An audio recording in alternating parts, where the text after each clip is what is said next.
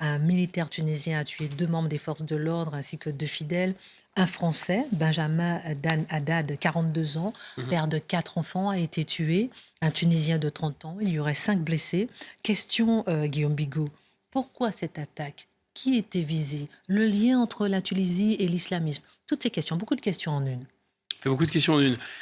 Disons que la première chose qui est très frappante dans cette affaire, c'est que cette synagogue, elle avait déjà été visée 2 fois. Donc c'est que la 3e fois qu'elle est visée par les mêmes, d'ailleurs, par l'islamisme.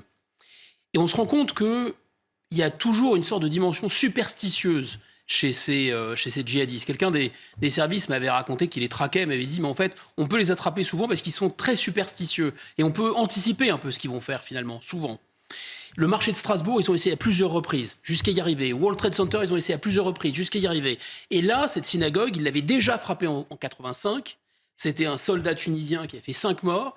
Ils l'ont refrappé en 2002. C'était un franco-tunisien avec un camion suicide qui avait fait 21 morts en 2002. Et là, il recommence une 3e fois. Donc c'est caractéristique, c'est une signature de ces attentats islamistes. Il y a quelque chose de superstitieux. Ils reviennent toujours un peu sur les lieux de l'attentat pour recommencer. Deuxième explication et deuxième clé, évidemment, c'est une synagogue, donc c'est une signature antisémite. Il n'y a pas de doute là-dessus. Même si les islamistes, contrairement à ce qu'on pourrait penser, se contrefichent de cette affaire Israël-Palestine, qui est une affaire assez très complexe. C'est pas tellement leur problème. En revanche, dans le Coran, plus qu'une fois, les Juifs sont désignés un peu comme des ennemis. Et comme ils ont une lecture extrêmement fanatique du Coran et très littérale du Coran, ils reviennent à ça et ils considèrent qu'il faut frapper spécialement les Juifs. De la même façon, ils ont une vision très, très, très fanatique. J'étais sensible à l'édito de Mathieu parce qu'il décrit bien ce que c'est le fanatisme, en fait, finalement. Et le fanatisme, ça transforme les gens, effectivement. Et il y a une vision très fanatique du monothéisme. Alors, évidemment, le judaïsme, c'est un monothéisme strict. Mais on trouve toujours au cœur de certains monothéismes, c'est d'ailleurs le cas de l'islam, on n'a pas le temps d'en parler, des choses qui relient finalement le monothéisme avec des traditions plus anciennes ou qui font des exceptions d'une certaine façon à la règle. Alors effectivement, dans le judaïsme, il n'y a pas de pèlerinage par exemple. Mais là, il y a une exception. La griba en arabe, ça veut dire mystérieux, ça veut dire aussi solitaire. Il y a plusieurs gribas, il y a plusieurs synagogues qui s'appellent comme ça dans le Maghreb. Celle-ci est la plus ancienne d'Afrique. Et c'est relié à un peu des traditions. On dit qu'il y a la pierre du temple de Salomon qui serait là-bas. On dit aussi qu'il y a une jeune fille juive qui est morte dans un incendie et que son corps a été retrouvé intact. Elle a été enterrée sous la synagogue. Donc il y a une tradition qui s'est installée dans le judaïsme de cette région de pèlerinage au 33e jour de la Pâque.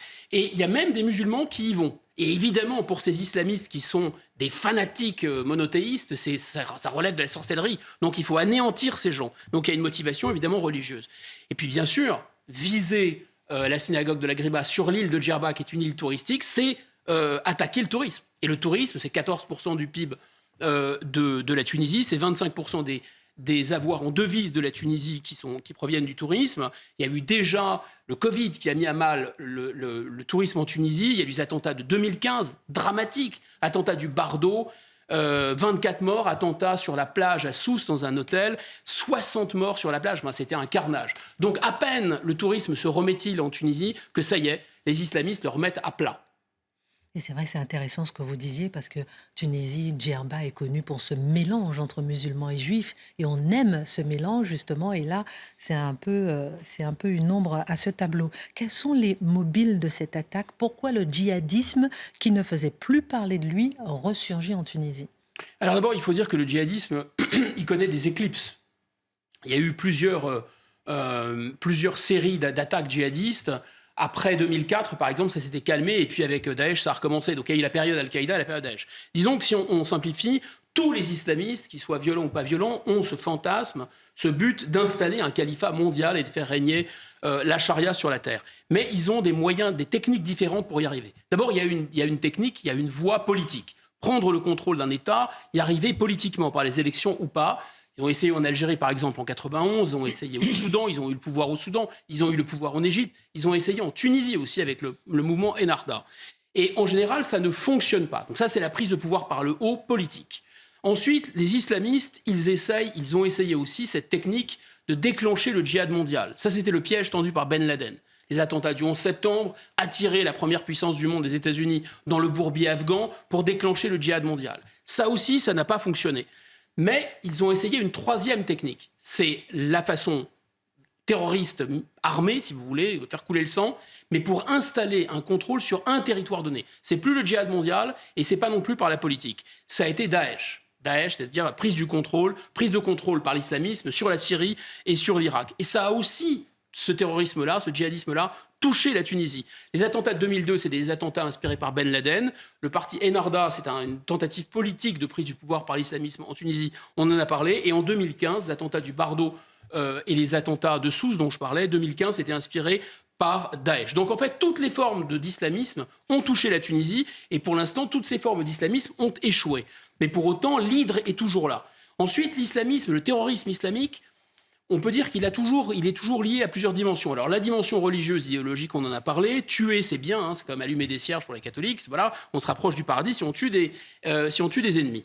Ensuite, il y a une dimension souvent manipulatrice. C'est un peu l'histoire de Frankenstein. C'est-à-dire qu'il y a souvent des puissances et des services qui essayent d'utiliser, de manipuler en quelque sorte les islamistes. Et là, ce n'est pas les candidats qui manquent pour déstabiliser la Tunisie. Dans la Libye, qui est l'État voisin, avec 500 km de frontières en commun, qui est un État effondré, il y a des puissances qui manipulent des factions et qui manipulent aussi des groupes djihadistes. Il y a l'Iran, il y a la Turquie, il y a la Russie qui a des intérêts sur place et d'autres. Mais en général, ça finit comme Frankenstein, c'est-à-dire qu'on manipule des islamistes qui finissent par se retourner contre vous. La Turquie a joué à ça avec Daesh, et Daesh a fini par se retourner contre la Turquie. Mais enfin, dans cette histoire de terrorisme islamique, et l'affaire de Djerba n'y fait pas exception, il y a toujours un terrorisme qui est local et qui a des racines locales et qui est enraciné. En fait, il peut aussi être question de vouloir frapper le président de la Tunisie lui-même, qui s'appelle Kaïs Saïed, qui est arrivé au pouvoir en 2019. Il est sorti de la révolution des printemps arabes de 2011, dont il ne faut pas oublier qu'elle a démarré en Tunisie. C'est ce qu'on appelle aussi la révolution du jasmin. C'est un vendeur de rue qui s'est immolé par le feu pour protester contre la corruption. Ça a donné le point de départ de toute cette révolution arabe, qui a amené au pouvoir des gens qui étaient à la fois en Tunisie des partisans de la démocratie à l'occidentale et des islamistes. Les uns comme les autres ont échoué.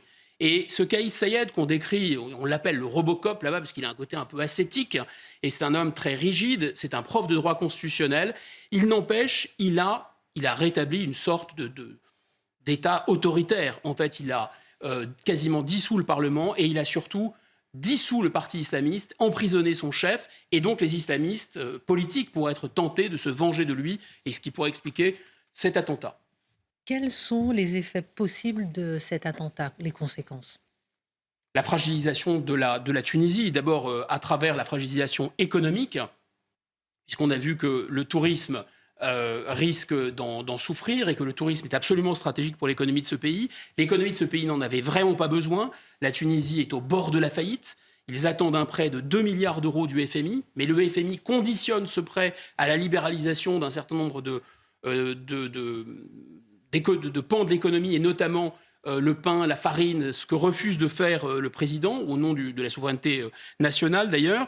Le pays est donc fragilisé politiquement, il est fragilisé économiquement, il est fragilisé géographiquement. La Libye est un État totalement effondré à ses frontières, et donc la menace est permanente que le désordre en Libye contamine le désordre en Tunisie. Et si cet État s'écroule, c'est une très très mauvaise nouvelle pour nous. C'est une très mauvaise nouvelle pour nous, d'abord parce que ça sera pour la France, pour l'Europe en général. C'est le pays géographiquement qui est le plus proche de l'Europe, dans le bassin méditerranéen, au Maghreb, puisque vous avez au nord des côtes de la Tunisie, vous avez la Sicile, et puis vous avez une nouvelle route migratoire qui serait ouverte en Méditerranée orientale. On l'a vu, le président tunisien, il tient les flux migratoires. Ça lui a été reproché, on en avait parlé sur ce plateau, souvenez-vous, puisqu'il avait parlé d'invasion dans son pays et qu'il faisait refluer les migrants venant d'Afrique, d'ailleurs avec une certaine brutalité. L'Afrique noire. Exactement. Mais en même temps, l'islamisme est toujours une menace à l'intérieur de la Tunisie. L'islamisme s'infiltre partout où l'État est fragile. Et l'État est faible en Tunisie en ce moment. Il est de toute façon déjà encore présent au Sahel. Il est bien sûr présent, on en a parlé, en Libye, en Afrique de l'Ouest également. Et la Tunisie est un pays spécialement vulnérable à l'islamisme. Pourquoi ? Sans doute parce que c'est un paradoxe, on en parle assez peu, mais plus un État musulman est ouvert et occidentalisé, et plus il est travaillé par l'islamisme. il y avait par exemple 6 fois plus de Tunisiens qui ont rejoint les rangs de Daesh que d'Algériens. Et pourtant, il y a 3 fois plus d'Algériens que de Tunisiens. Enfin, surtout, je pense que le péché originel pour nous, le péché central de la politique étrangère française, de notre diplomatie, c'est de ne pas prioriser l'ennemi, de ne pas désigner l'ennemi prioritaire. Il y a toujours un ennemi plus important que l'autre, quelqu'un qui vous menace d'abord. Et quand l'Union européenne s'inquiète de ce que devient le chef de l'islamisme tunisien, c'est complètement incroyable. Peut-être que la Chine nous taille des croupières sur le plan économique, peut-être que les États-Unis s'emparent de nos entreprises, peut-être que la Russie agresse l'Ukraine, mais en attendant, qui tue en France ? Ceux qui tuent en France sont des islamistes sunnites. C'est une menace vitale, c'est une menace extérieure, c'est une menace intérieure. Ça a fait 271 morts, 1200 blessés. Il y a 8000 fichés S en France. Il y a 50 000 militants islamistes durs au minimum dans le pays. Voilà la menace centrale. C'est ça qui peut faire couler le sang des Français. Et donc notre politique étrangère, elle ne doit sûrement pas consister à déstabiliser des pays comme on l'a fait en Libye et se préoccuper des droits de l'homme en Tunisie ou ailleurs. En tout cas, il faut s'en préoccuper après se préoccuper de la sécurité des Français.